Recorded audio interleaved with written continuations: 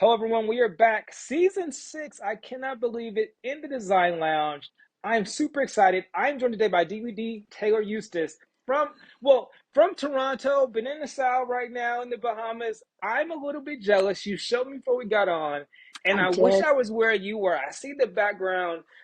Yeah. But for those that don't know, tell us about who you are, your illustrious career, and everything that you do. Well, thank you, first of all, for having me on your show. I've seen this painting a couple times now. So my Yeah. name, yeah, I know. I got a lot of names, but I'm sticking to this one is Dee Dee Taylor Eustace. So I Yes. am an architect, an interior designer. I'm a developer. I've had, I don't know, three, four television shows. I've been on Oprah three times. I I was saw the, that. I know, I was the design expert of Canada, according to the Globe and Mail. So I did Q&As, and I had this crazy caricature that the guy did in the Globe and Mail. I looked, it was very interesting what I looked like. It not exactly myself, but that was a ton of fun. And I went to University of Toronto. I studied in Rome. I probably have done three, 400 projects. And interesting enough, I just turned 60 and I've been in business for No. 35 years. 35 years. That that's crazy. Well, okay. Well, then you're the And I'm perfect proud person. of it. Like, I'm proud. Like, there's no way I could have done everything I've done if I was 45 and that's Yeah. what I look like. But no, yeah, I'm kidding. But Well, no, no, no. In this, this is this season, February. This is the work-life balance. We're talking right, about that. And if you've been in the business for 35 plus years, 35. you said you turned 60, but you don't look it at all. So how you've been able to maintain it over all this time? We need to know all the secrets. But my first question for you is, when it comes down for you, for Dee Dee to relax, do you prefer going on a boat or do you prefer horseback riding? Because I know that you do both. Ooh, okay, okay. Uh, those are two very different rides, may I say. So I Totally. do enjoy, I know, so this is kind of interesting. I redid, uh, well, it's a 154-foot fed ship. And that Okay. fed ship, when you get into the boat or the yachting world, it is sort of the Rolls Royce of yachts, let's say. And so Hmm. I got it, I think it was 2014. I redid it, and in 2016 was nominated top five in the world. I And saw what that that. means is I got to take my son to Florence, Italy for the Super Yacht Awards. Like, Okay. who knew they even existed, right? So that is a totally, the way I look at it, Brandon, is on a boat, you see the world from the outside in. So if you're mooring off somewhere, or, we've traveled around the world, that's one way. On a horse is a very different way. I must say, it's really on ponies, polo ponies, and Okay. I've held on. I've also been thrown off a couple times, so I do prefer the boat, I would say. Okay. So the boat over the horse is a lot less likely to get injured, it sounds like. A little bit. I mean, my husband won the Canadian Open in polo, so he like Yeah. gallops away. And I mean, I've really learned over the last 15 years is to ride that horse and to hit a mallet and to stick and ball a little. So yeah, I got it going on. Yeah. Yeah, yeah, yeah. Both of them are good. So you mentioned before, again, 35 years in the industry. You have a global practice, interior design, architecture, you've done yachts, everything. You've said yourself, you feel like the more things you do, the more opportunities arise. And so my question to you is, does work-life balance really exist? And if so, how do you manage it, especially someone that's ambitious as you are? So, I started really early, right? At 24, I graduated and I started right away with one Mhm. employee. Got married at 27, and I grew my firm to about 46 people. And I had Wow. construction, I had millwork. And for me, it takes a village, Brandon, Mhm. it takes a family. I had two children. I had a lot of, Yep. a lot of people that I always say work with me, not for me. And I've had people I don't know, 25, 30. I mean, I still have, my son just turned 30. My nanny is still part of our team. Okay. So, yeah, Your so daughter was working with you for a while too, right? she worked for me Right. for 2 years and I set up Yeah, this whole yeah. thing. So she's Rachel Taylor Hannah. being Okay, Dee yeah. Dee. And I was Dee Dee Taylor Hannah, then Dee Dee Taylor Eustace. I'm kind of Dee Dee Taylor Genevieve, but at this point, Yeah. I just go TH. So Taylor Hannah Architects, THA. Anyway, Totally. so Yep. Rachel did work for me, set this whole thing up. She was doing TH curation, Hmm. global around the world, getting women who were doing home goods through a technology base. So she did that for 2 years. And then she told me she didn't want to do that. So I said, you got to get a profession, you got to go to law school. And so as soon as she got into law school, she went to NYU for marketing. There you go. No, she didn't Yeah, she listen. yeah, right. Yeah, yeah, She can actually come back and help. So with all that, it sounds like it takes a community, it takes a tribe, it takes everyone around you, yeah. because it does require some people, like you said, to work with you, not for you. How do you scale? And this again, beginning of the year, right? New Year's resolutions. People Right. may or may not still be doing that. If you're an entrepreneur, if you're an interior designer, an architect, you are trying to grow. You're trying to scale. And we're so distracted. How do you scale? How do you stay focused without getting burnt out? Right. So it's a really interesting question, how to be focused without being burnt out. And it was interesting. I was reading, very interested in the brain. And Hmm. truly, brain health and brain growth is when you focus on one thing. So it's not cool or great to like watch the movie, play on your phone, answer emails. It's really good to give that brain a deep dive. So I put it Totally. in the word zoning. So I actually, pretty avid tennis player. I love padel. And when I'm really Okay. hitting, is there anything you do, Brandon, where you no longer think? And I think that I've done that 10,000 hours plus. So, That if 10,000 I'm hour in, rule. yeah, and if I'm in that problem solving mode, like I will work on a plan and I'll just get in and I'm in a different, I'm floating, I'm looking, I'm visualizing, but I can snap out of it. Very early on, I learned that if I was going to be successful as a mother, a partner, an architect, all the different things and many different hats that I wear, you need to be able to turn it off and you need to be able to leave a task uncompleted. Yeah, yeah, no, totally, totally. I know I'm someone, I haven't been diagnosed. I'm sure I have like ADHD or ADD or something. I'm always like whatever. But I know for me, one of the things I've always utilized is trying to do time blocks, right? Whereas at Smart. first I need to identify, what is actually most important, what's going to move the needle. But after that, like, okay, I'm going to dedicate this much time to that. And it really is that singular focus instead of eliminating distractions, which is super hard Right. today. Yeah, and your schedule. So when I moved to New York for a year. This was actually crazy. My son went to Okay, university. My daughter was doing grade nine. I said, anywhere in the world, 1 year of magical living. Put love everything in that. storage, moved to Hmm. New York. I wrote a book. But what I did, because I didn't know anybody, I scheduled at that time I was writing for the Globe and Mail. Every hour, 10 to 11, I would write an hour every day. So I always Hmm. think it's like a funnel. So if you Yeah. start every day, like you said, and you schedule, there's the exercise, the book, the architecture, the this, the that, nails, hair, and maintenance, whatever that is. If you every day do a little bit of all of it, it keeps on moving. The issue is when you go too much in one direction, then Brandon, other things fall off.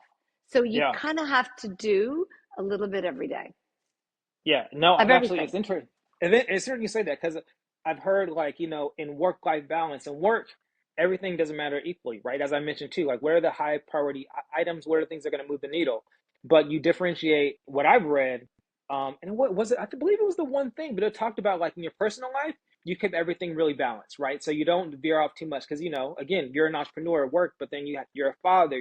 For me, I'm a father, I'm a son, I'm a companion. You know what I mean? I'm a friend. So all these things. So within my personal life, I try to keep it, fairly neutral. But in my business life, that's where I can really do all Yeah, these but other things. let's go back to personal. I mean, I got divorced, separated 2010.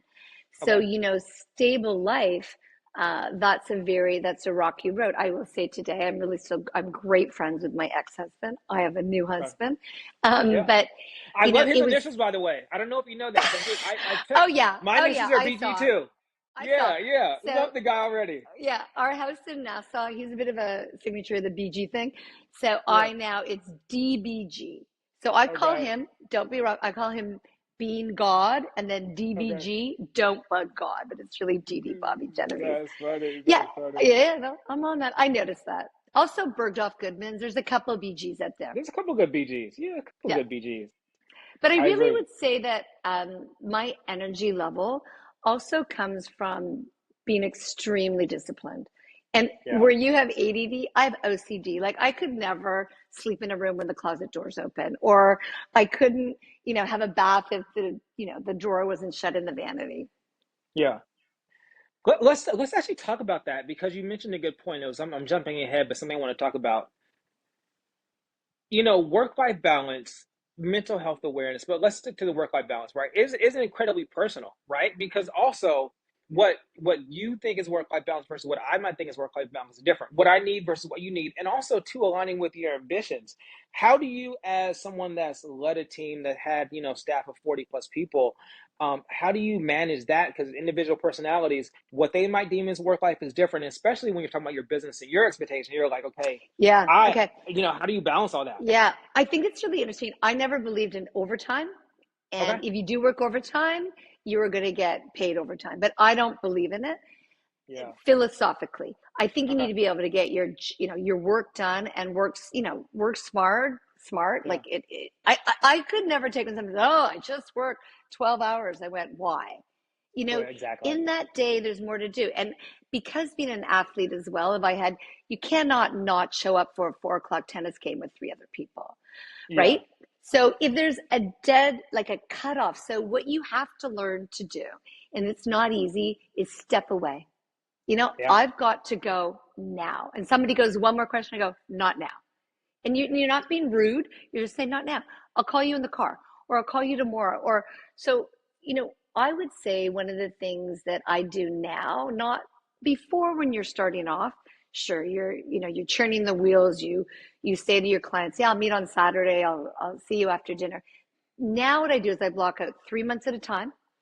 I Okay. travel 1 week a month to Love various that. jobs, and I Love stay that. put. I try to stay put 3 weeks a month in one place. And it Okay. depends that sometimes it's Bahamas, sometimes Mm-hmm. it's Canada, sometimes, it's Europe. It depends where Yeah. that is.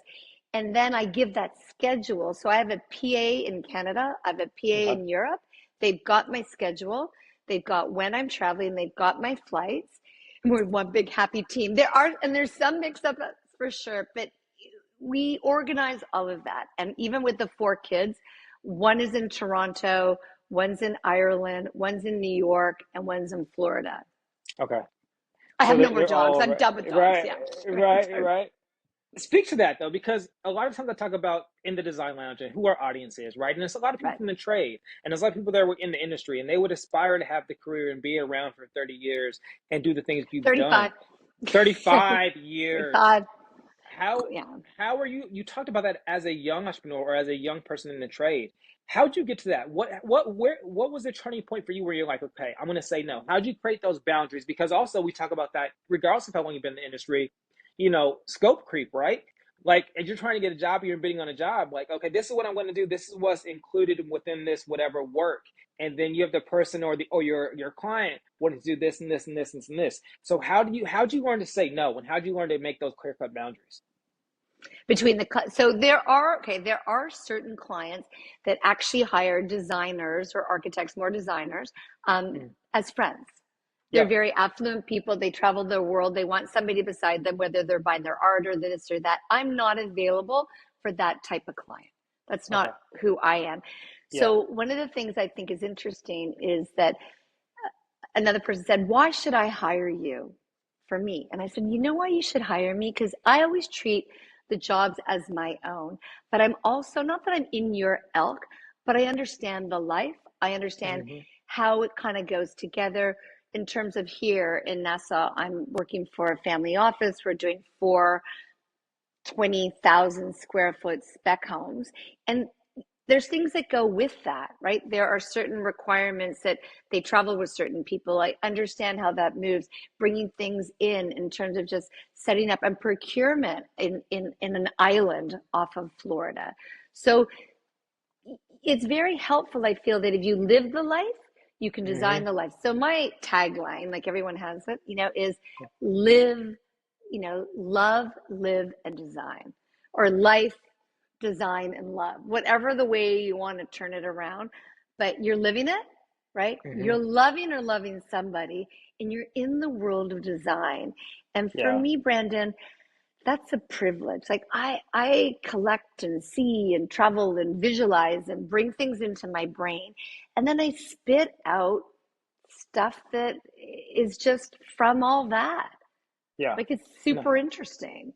I find No. myself super interesting. Like I actually love what I do. Like it's kind of crazy. Right. It sounds so cliche, but it's like they say, like when you love what you do, like okay, you do still work, but the difference is you love the work, you enjoy I the work. It's not play. a, it's not a, exactly, it's not a time suck. It's like you get energized from it. Yeah, and I really like if you get me in a problem solving. So when I was a kid, like I got between 96 and 100 in all maths, and I was a Okay. fashion girl. So I love. English not so much. I could tell. I could tell.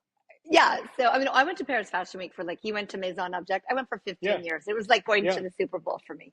So So when I was just there, real quick, I was like, so I went to Paris for Maison, and then of course I stayed an extra few days. I'm like, I'm in Paris. Let's take an extra few of days, course hang you out, should. Yeah. whatever. And my birthday's in January, so I literally landed on my birthday. You're But Capricorn, what day? I'm the 15th. It's my ex-husband's birthday. I know.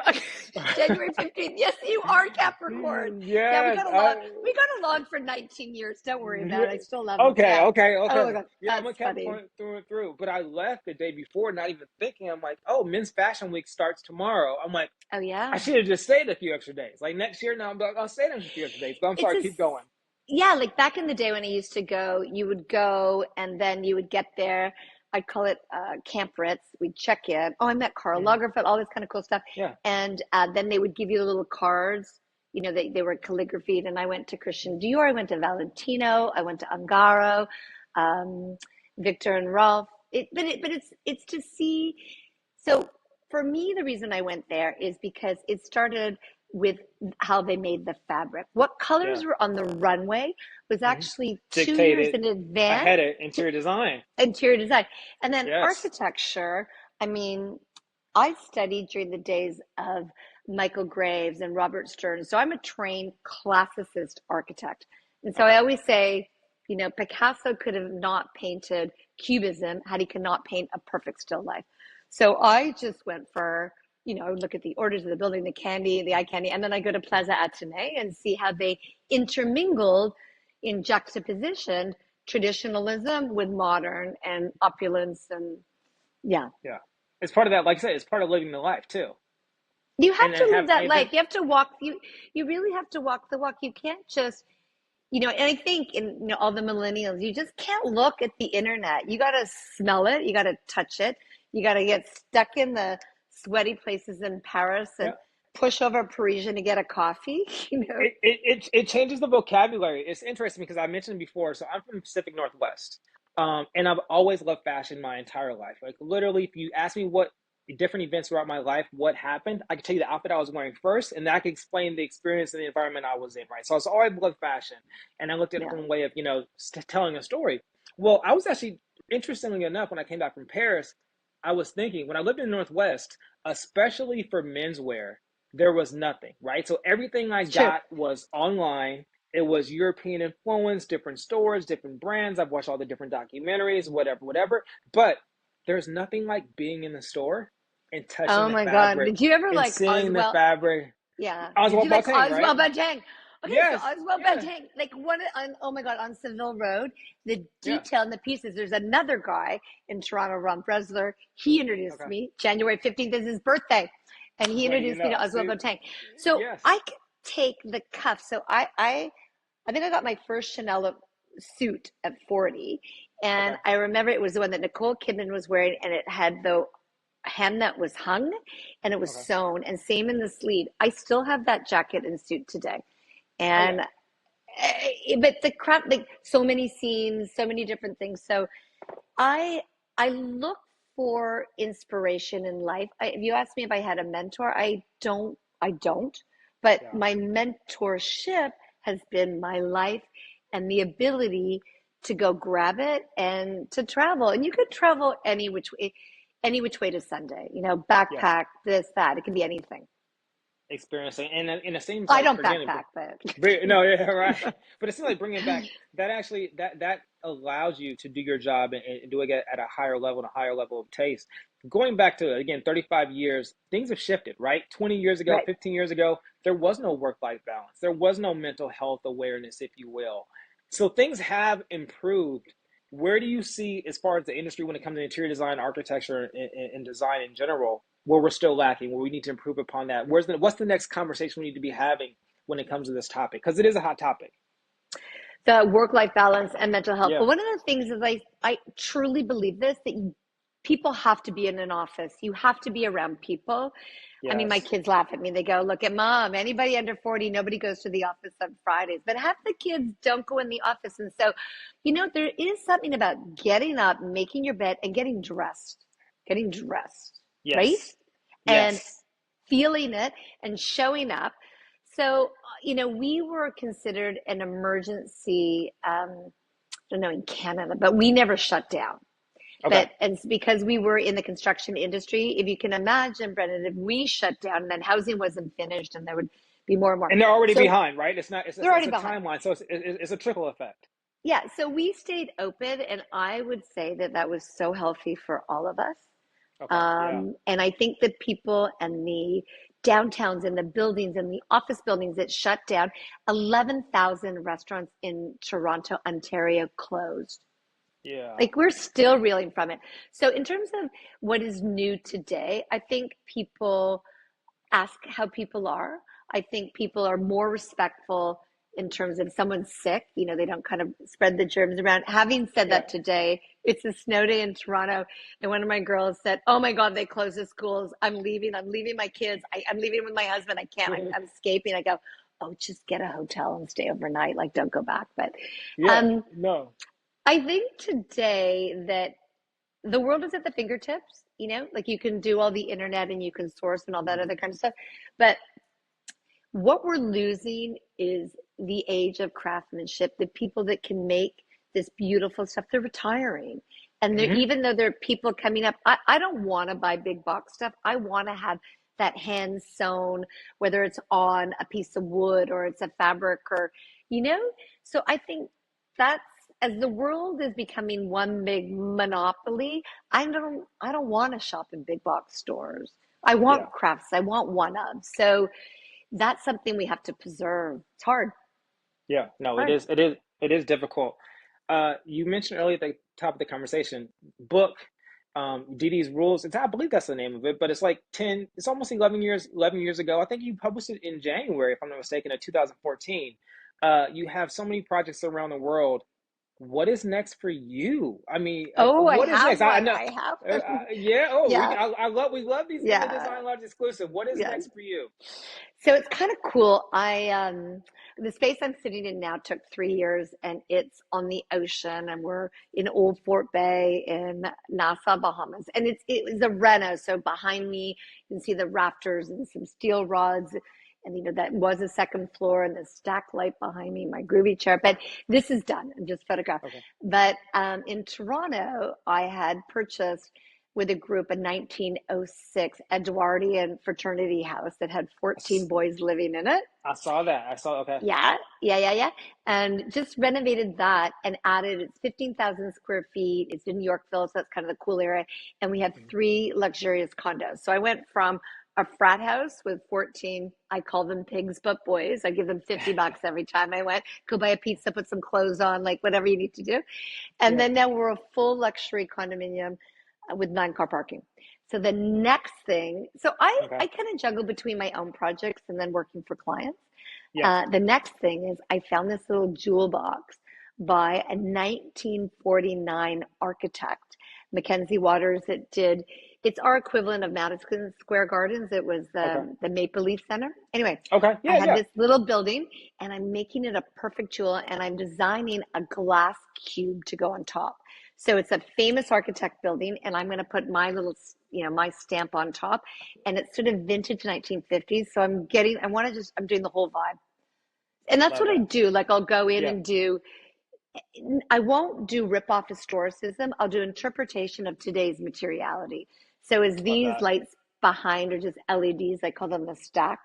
and I worked with a Canadian artist. So I'll pull inspiration, and then we'll go in and we'll start to piece it together. So that's my next new one. And then I've got these four. I'm working on one right now that we're just going to go to market. It's 15,000 square feet. It's an L shape, kind of equestrian lot. So it's, Okay. yeah, it's interesting. It's sort of, I think, 5 bedrooms, 2 guest suites. It's got a vegetable garden, a fire pit, a cabana, a spa, cool art, great interiors. Working with a company out of Montreal for the interiors. So it's interesting. Yeah, Yeah. No, yeah. Sounds like you're staying busy, living fabulous. I love it. I I like it. am. I Yeah. love it. Yeah. Yeah. Yeah. Well, this has been fun. Wait, you I didn't thank ask you. me about my tennis. Oh, I won the ladies singles this year at our club in Nassau. so you really play? No, I really like Brandon. Yeah. Yeah. Yeah. Like you really We're play. not joking. Yeah. Okay. I know you. Yeah. I know. I heard you're competitive. I know. I think what it say. You said, Oh, I well, am a bit. when your mother used to tell you it's not all about winning, you'd be like, well, then why do you play? Yeah, yeah, Yeah. it's Yeah. true. It's true. And then I think the one thing and I did the boat, and when I moved to New York, I think the one thing I really thought about was you stand alone amongst the crowd, right? Like you're always with people, but and Yeah. you walk alone. Like you walk alone amongst that crowd. Like especially in New York, or you've been to Tokyo, there's so many people. Hmm. But when Yeah. you really take a It's funny moment because and you you're feel lonely, right? You feel lonely in the space where there's so many people, but you feel like you're by yourself. But what's great about that, you walk alone, you stand proud, and you have this knowledge. So that's what I'm super excited about is that I've been so privileged to learn all this and to have the hand and the trade and to understand it. And so I got to keep going. Yeah. Yeah. And you have the scholarship with the Toronto, right? I The do. I art. started two Yeah. scholarships. Yeah. Yeah. So one for entrance for University of Toronto, where I went to school, and then I did a really cool one. My son and I combined design and technology. My son started a sports betting site with Okay. coding and stuff. Very cool. Yeah. And it's at a collegiate, West End Collegiate, and it's in a not, a poor part of our city. And like most people do not do post secondary education. Like hairdressing is a course there, and every year we give out a scholarship. And so far, we've given out three. Two Love have that. gone to design, one have gone to art college. And these kids, they've never, they never thought about that. So Right. we went Yeah. out this year and we gave that away. Yeah, I think it's super important to stand up and to teach and to try to mentor, but mentor in a way of lifting people up. Totally, totally, and constantly learning, and the appetite for learning, the appetite for exploration, finding new things, and it's like, and I think that you get that from traveling too. Once you travel, and you realize like how big the Yeah. world is, how accessible it is, but how big the world is. Like it's that constant like hunger for more information, wanting to learn, and then do as much as you can. So I I love went to hearing it. Yeah, I went to Kathmandu. Oh, did you? I did. I went to Kathmandu with ten other women. It was kind of crazy. 10 crazy Russians, weirdly. Um, for Jan Kath, he's a German designer of carpets with metal silk and these unbelievable colors. And he's like the Karl Lagerfeld of carpets up in the middle of Nowhereville. And yeah, Yeah. I traveled there to see them make carpets. It was Well, insane. I'm trying to think. When I was in Paris, we went to some carpet person. I can't think of. I'm not gonna be able to think of the name now. It's gonna bother me. But there was a presentation literally when I was just in Paris about some. I'm not Was gonna it remember. Jan Kath? Was he German? This guy's German. I mean, that's what I look for. Like when you ask, this work-life balance, I Yeah. look for, creating memories with Mm, and for people and having experiences so I do blur the line between work and play yeah. because on both sides, right? Sometimes when I'm playing, it becomes about work and vice versa.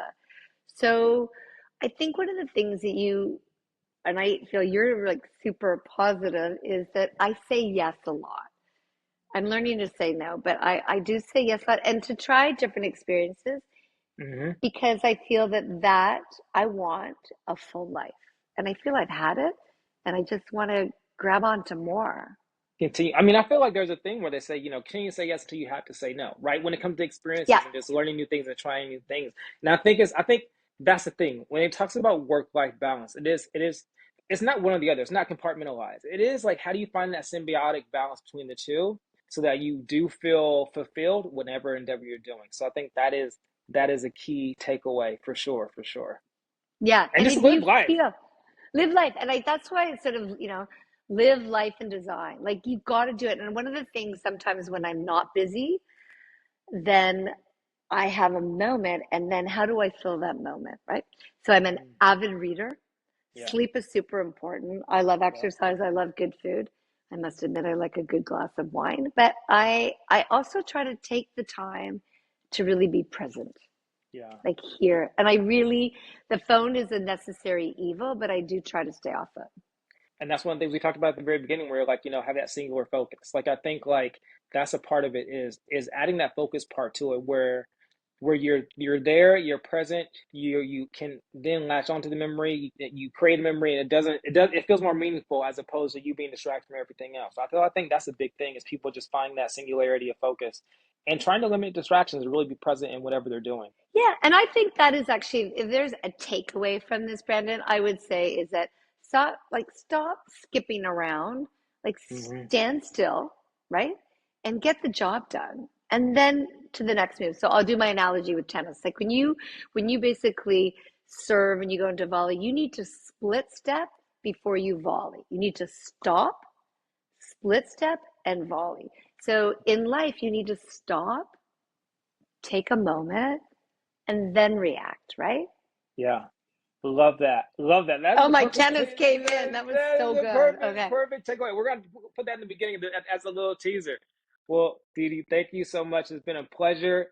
Whenever I'm in the Bahamas now, I know where I need to go Oh to, my God, you're or gonna come visit. stay. Oh, You're gonna stay. you people, you've heard it here first, right? She said Oh it yeah, he's all coming to right. She stay. said it, so now I gotta go. I would love that, and just looking to see what more you do. I can't wait to the jewel box you're gonna do in Toronto, and just keep us in the loop. Let us know what's going on. Yeah, I might need to start practicing tennis a little bit. there's a one cool thing though in Nassau. There's a lot of people that come in to try to make a difference. So Right. the British Ballet is coming in with their principal dancers, same from Paris, another one from Germany, and down the street there are 2 nights of 350 people each. I'm hosting for the dancers in I can't wait for them to come and have a swim. And then they're going to teach the young dancers on this island and give time back. So we're doing by hosting the dancers, and I might learn a couple moves. There you go. When is this happening? That is March 7th and 8th coming up. Oh, so right around the corner. Okay. Well, Yeah, there you go. yeah. There you go. You're gonna be staying busy, so we know you're gonna be at least those 3 weeks of time. You're gonna be in the Bahamas. Yeah, you can get your PA to email my PA. I'll give you my sketch. Okay, okay. I'll make sure I'll Yeah. message that after the fact. Well, thank you so much, and we will be in contact, chat soon. Okay, thank you. All right, bye bye.